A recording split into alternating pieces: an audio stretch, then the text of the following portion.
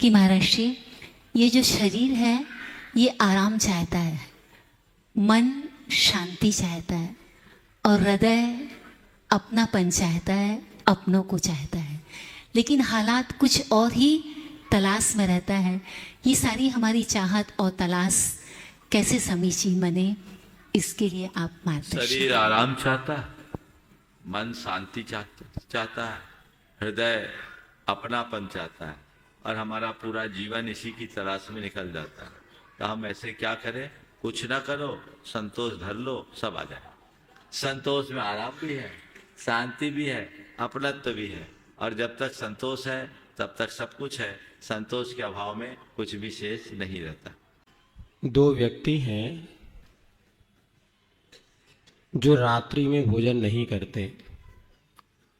एक ने संकल्प लिया मैं रात में भोजन नहीं करूंगा, और एक ने संकल्प नहीं लिया मैं रात्रि भोजन नहीं करूंगा। ऐसा कोई संकल्प नहीं है, किंतु वो रात्रि में भोजन नहीं करता। तो आश्रम वन में दोनों के परिणामों की अपेक्षा क्या अंतर है? और क्या संकल्प जब लिया जाता है तो किसके सामने संकल्प लेना चाहिए, और संकल्प टूट जाने पर क्या कर सकते हैं? ये कई बार श्रावकों की बहुत बड़ी दुविधा होती है।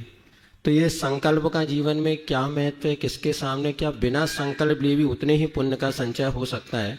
कृपया समाधान करें। बहुत अच्छा सवाल आप लोगों के लिए महाराज श्री ने रखा है। देखिए, एक बार जब ऐसा सवाल आया तो मैंने उनसे एक उल्टा सवाल किया कि ये बताओ, बैंक में आपका रुपया रखा हो, सेविंग में हो और करेंट अकाउंट में हो, इंटरेस्ट किस में मिलता है? सेविंग में होता है, एफडी होता है उसमें होता है। करेंट अकाउंट में कोई इंटरेस्ट मिलता है क्या? आजकल तो उल्टा लगने लगा है थोड़ा बहुत, है ना? तो क्या हो गया? अब आप बताइए, सालों रुपया रखा रहा, एक पैसे का भी इंटरेस्ट नहीं, और हमने सुना 45 दिन की एफडी कर दो आपको इंटरेस्ट मिलेगा। मिलेगा ना?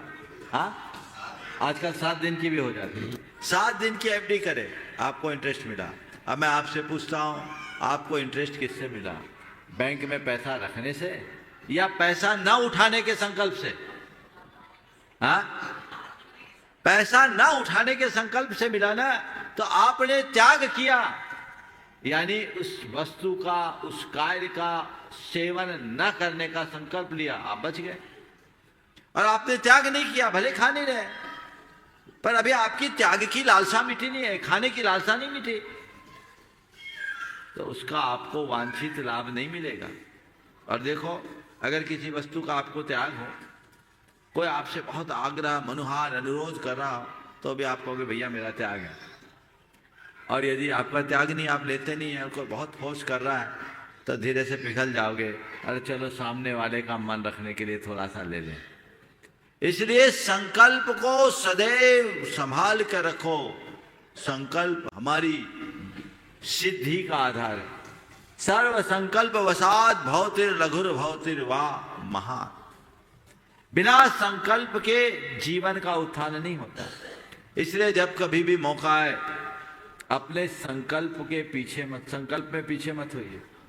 भले थोड़े समय का संकल्प लीजिए, आप नहीं करते, करने की संभावना नहीं है, तो भी त्याग कर दीजिए। मैं तो आप लोगों से बोलता हूं, एक छोटा सा संकल्प देता हूं, एक छोटा सा संकल्प। महीने में 7 उपवास का फल मिल जाएगा। सही है? हाँ, सोते हो और उठते हो कितने घंटे? 6 घंटे। 6 घंटे तो मिनिमम सोते ही हो। जिस समय सो, चारों प्रकार के आहार का त्याग कर दो और उठने तक का त्याग कर दो। इस बीच हम चारों प्रकार के आहार का त्याग करते हैं। 6 घंटा रोज, तो महीने में कितने हो गए? 180 घंटे। हिसाब लगाओ कितने दिन हुए? हाँ, कितने घंटे हुए? 180 हुए ना। 7 दिन हो गए? हो गए कि नहीं हुए? 7.5, थोड़ा आधा बचा रहे। 7 उपवास का फल 1 महीने में फ्री में नहीं मिलेगा, त्याग करना पड़ेगा। आप कर सकते कि नहीं कर सकते? हाँ, ऐसा नहीं कर सकते। चलो दूसरा बता रहा हूं, अष्टमी और चतुर्दशी के दिन सूर्यास्त के बाद चारों प्रकार के आहार का त्याग करो। अष्टमी और चतुर्दशी को सूर्यास्त के दिन सूर्यास्त के बाद चारों प्रकार के आहार का त्याग कर लो। समझ गए? तो आधे दिन का उपवास हुआ, आधा दिन अष्टमी का, आधा दिन चतुर्दशी का, तो एक पखवाड़े में एक उपवास का फल, महीने में 2 उपवास का फल हो गया। करो तो। आज अष्टमी है, अब धीरे धीरे क्लास बाय क्लास। आज अष्टमी है, दिन में खा के काम चलाऊंगा, सूर्यास्त के बाद कुछ नहीं। कब तक? अगले दिन सूर्योदय तक। 12 घंटे का त्याग हो गया। तो त्याग आप छोटी छोटी अवधि का भी कर सकते हैं, पर त्याग में पक्का रहना, ढील नहीं होना चाहिए। त्याग का महत्व उतना नहीं जितना कि त्याग के साथ जुड़ी हुई निष्ठा का महत्व है। आप कितनी निष्ठा और किस भावना से त्याग करते हैं, सब बातें उस पर निर्भर करती है। इसलिए संकल्प में कभी पीछे नहीं रहना चाहिए।